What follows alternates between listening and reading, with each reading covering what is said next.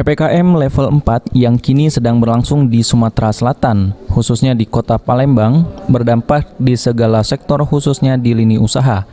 Pasalnya, kini sektor usaha mengalami kemerosotan yang cukup drastis, terutama dari segi pendapatan. Pengusaha pun mengingatkan kepada pemerintah untuk diberi insentif berupa pengurangan pajak. Selain itu juga pengusaha meminta pemerintah tegas dalam hal penegakan prokes dan masyarakat wajib untuk menjalani vaksinasi yang kini sedang gencar dilakukan. Pada dasarnya pengusaha mendukung kebijakan pemerintah untuk memberlakukan PPKM. Bagaimanapun, langkah ini untuk keselamatan masyarakat. Namun, hendaknya pemerintah juga memperhatikan sektor bisnis agar bisa tetap jalan. Usaha jangan ditutup, tapi dibatasi kegiatannya sesuai istilah PPKM, pembatasan kegiatan. Harapan kami, pemerintah juga bisa memberikan insentif seperti pengurangan pajak di masa pandemi ini, dan juga bisa memberikan bantuan bagi pekerja yang berdampak. Saran kami sebagai pengusaha, masyarakat wajib vaksin, jika belum vaksin jangan diizinkan berkeliaran, dan sanksi tegas atas pelanggaran prokes.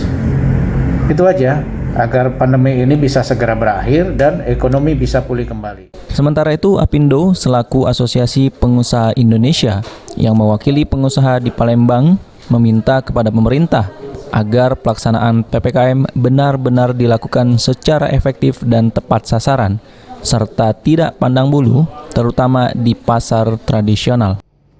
Terkait dengan perpanjangan PPKM ini, atas nama pengusaha Indonesia, kami menghimbau atau mengharapkan kepada pemerintah agar pelaksanaan PPKM ini benar-benar dilakukan secara efektif dan tepat sasaran.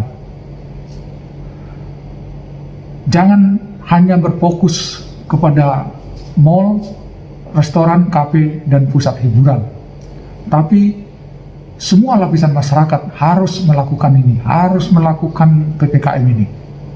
Tidak pandang bulu. Kalau kami perhatikan, pasar-pasar tradisional maupun pedagang kaki lima, banyak yang tidak melakukan protokol kesehatan ini. Sampai saat ini, PPKM level 4 yang telah dilakukan di Sumatera Selatan, terutama di Kota Palembang, Lubuk Linggau, Kabupaten Musi Banyuasin, dan Kabupaten Musirawas, masih cukup dipatuhi oleh masyarakat dengan selalu menerapkan protokol kesehatan dan pembatasan di segala lini yang ada. Firman Hidayat, PAL TV.